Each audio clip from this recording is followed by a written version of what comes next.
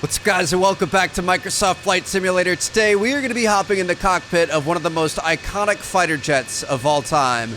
This is the F-4 Phantom, an absolute icon. She's over 70 years old at this point, but she will never be forgotten. Before we get into the air here, let's check out the cockpit. This front seat is going to be reserved for the pilot. And then if we go back here, the rear seat is going to be for your, if you're in the Navy, your radar intercept operator, or in the Air Force, I think it was your like weapons and systems operator, something like that. So your pilot's up here getting it done, flying the plane. And then you've got your second in command back. Dude, look at all the buttons that they have. Why do you need this many buttons? They're all labeled 5. How many times do you have to press 5 when you're in this aircraft? So let's go ahead and release the parking brake here, and we are gonna get going, dude. Look at this thing. Those engines are so ridiculous. That is what this thing is known for. Let's go ahead and go full throttle here. We're gonna start to get some flames. Oh, that is absolutely beautiful, dude. Oh my goodness. We are gonna take off.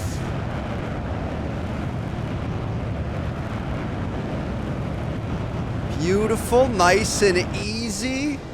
Wow, this thing is fast. Go ahead and put our landing gear up.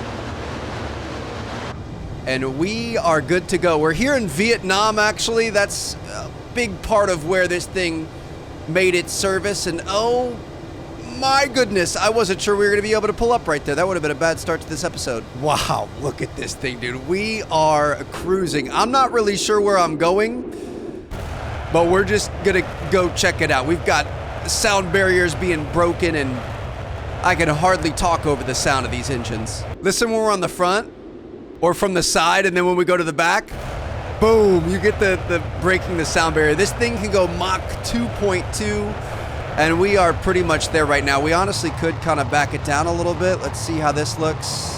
I love the livery on this thing. The camo there, yeah, this is a little bit better, but we're still faster than the speed of sound. Can we idle? Is there like an idle here? How far can we back this thing down before we start getting in trouble? There we go. We slowed down enough. We're under Mach 1, so I've really missed these videos. Feels good to be back. I had to do a video on the F4. I've been using this thing in video games pretty much my entire life. It's just, man, it's such a sick jet, and it's got a very, very long history. So the F-4 Phantom was first developed for the U.S. Navy, as you can see by the insignias on the wings and stuff there.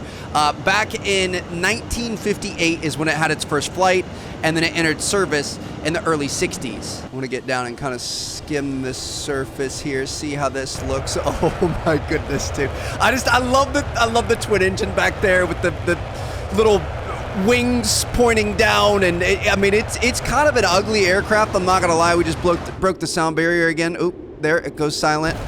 But man, is this thing just beefy. She's so loud and just kind of commands attention. Also, Vietnam is beautiful, by the way. Again, I don't really know where I'm flying. I just kind of entered a Vietnam airport and figured we could fly around the mountains here. Try to get up over this thing. I will say she is a bit of a boat. She does not really want to turn very fast, and that's one of the bad things about her, which we'll get into eventually. I'm gonna back off the speed a little bit again because we can't really hear anything. I guess we also could go inside. So yeah, she was originally made for the Navy, and then she was quickly adopted by the Army and the U.S. Air Force because of how superior she was. As it turns out, there were over 5,000 of these aircraft produced, 5,195. So that makes it the most produced supersonic jet fighter of all time. Like that, there is no other jet that had more of them made than the F-4. Looks like we've got a little town over here, Nha Trang. I'm definitely not an expert, although I want to go to Vietnam really bad. I've heard it is absolutely beautiful and just a great place to visit. I'm gonna go bust some people's windows here, 50 feet above the ground, breaking the sound barrier. Just, oh yeah, entire apartment buildings destroyed there. People's eardrums, everything. Now, the reason why we're in Vietnam is because this jet was used extensively during that war. It was later used in the Cold War, and it kind of continued on into service through like the 90s or something like that. But really, it was known to be used heavily in Vietnam for air-to-air, air-to-ground, and then also reconnaissance. Now, she was a beast. Quickly after becoming airborne, she gained over 15 world records, a lot of which had to do with like speed and altitude and things like that. Like when you think about going fast, making a lot of noise, and just being outrageous, that's essentially what this thing was. But like I said, and like I can kind of feel here in this video, she was not agile. She was much less agile than some of the enemies like MiGs and things like that. So the pilots of this jet had to learn kind of a new way to fight. Speed and acceleration were key. She had very quick acceleration, as you can see here. And basically pilots could kind of engage and disengage whenever they wanted. She couldn't really dogfight as well as others could in terms of like turning and getting behind enemies and stuff, but she could just disappear into the wind and nobody could keep up with her. So it was kind of scary in that sense that you never really know where it was going, when it was going to find you. Just kind of an interesting, more aggressive role, I guess, than some of the more agile jets. And of course, with all that power, she was able to carry a large payload. So whether it be fuel, she went on some of the longest single plane missions at the time, or a lot of armaments or whatever else. Like she had a lot of power. Anything you could think of that requires power, she could handle it well because she had so much of it. Now, what's really interesting is she didn't have an internal cannon, at least at first. So there were quite a few variants that came out later on, again, because it was such a dominant aircraft, that they eventually added the cannon in. But early on, that was one of the biggest complaints out of pilots and generals and things like that. Oh, we are cutting it close here. Oh, she just doesn't like to pull up. Come on, baby, hang in there.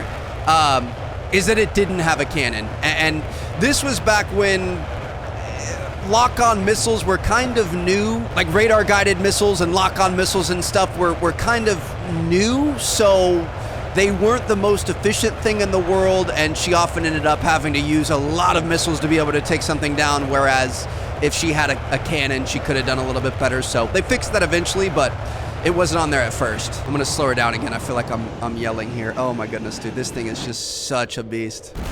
I love how silent it gets. I fast traveled us over to Hanoi, so we're gonna drop down here, I think. Okay, yep, again, she's not very agile.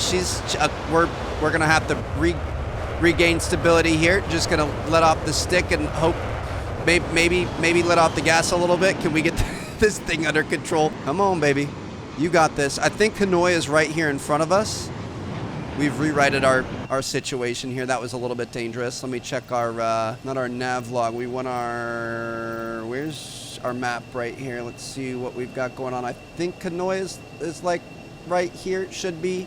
I don't know. Just try to see different parts of Vietnam here. Hanoi Bai International Airport. I think that's the main big airport. So we're gonna go along through here. Looks like we might have some skyscrapers over on the right. We'll just kind of see what's going on. But yeah, so she was just kind of a big brute beast, and it's funny because she ended up getting a name called Double Ugly, not Twin Ugly, Double Ugly, and that was mainly because of the two-seater up front, as well as the two kind of like side wing elevator, I don't even know what to call these, tails, I guess you could say. I mean, if you look at it, it is kind of an ugly aircraft. I'm not gonna lie. It's big, it's bulky, it's got these huge cheeks here. The engines are cool, but it is kind of an ugly back end. You've got this weird star thing happening here. Like it's not the prettiest thing. It looks like a bruiser. It looks like it's here to mess you up, and that's what it was. It was just pure adrenaline and testosterone in plane form, I guess you could say. I want to make sure we're not going to end up running into anything here. Is this Hanoi? I wish I knew anything about Vietnam, but I don't. It's pretty. Gonna do a nice quick pass around these buildings. Again, I'm a little bit nervous about this thing because it's not as responsive as I would like it to be. Another fun fact I've got for you guys. So, like I said, it was originally developed for the Navy, and it was both for, you know, like normal bases and things, but also the aircraft carriers. So you can see right here on each side of the wing, that's where the wings folded up. These tips would fold up so you could fit more of them on the deck of an aircraft carrier, and you could store them a little bit better and just have more available. Now, apparently at one point, I'm pretty sure this has been confirmed, I saw a couple YouTube videos about it, somebody forgot to fold those down. They got in the jet, and they did not fold the wings. I'm trying to show the wing here. You can't see the wing from inside. They did not fold this part down, so this part was up vertical on both sides. And they ended up being able to take off and fly successfully because the jet is just that powerful. And if you look at it, that's still a pretty significant part of the wing. You've got like 60% of the wing there, so are you really missing that much? Not necessarily, but I thought that was fascinating that they had this big whoopsie that, you know, in a lot of situations probably would have led to a crash, but this thing is just so powerful. It creates so much thrust. It didn't matter. Speaking of thrust, you want to see something sexy? Oh my goodness. Might need to go change my pants. Just look at this thing, dude. So where is she today?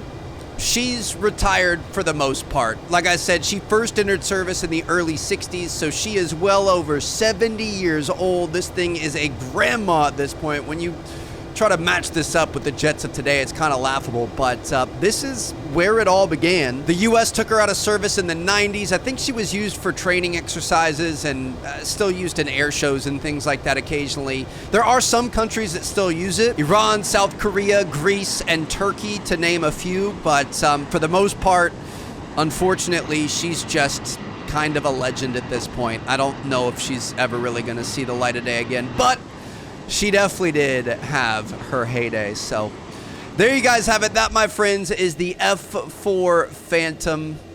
This thing is so cool. I love these videos. I love looking up all the facts. I love learning new things, especially a thing like that. I remember playing, well, it was before it was called Ace Combat. What was it called? It was on PS1. It was like, it had all the jets. I really liked the F4 in that game. I was like super young, and the game was old even when I was young, so I bet most of you guys haven't played it.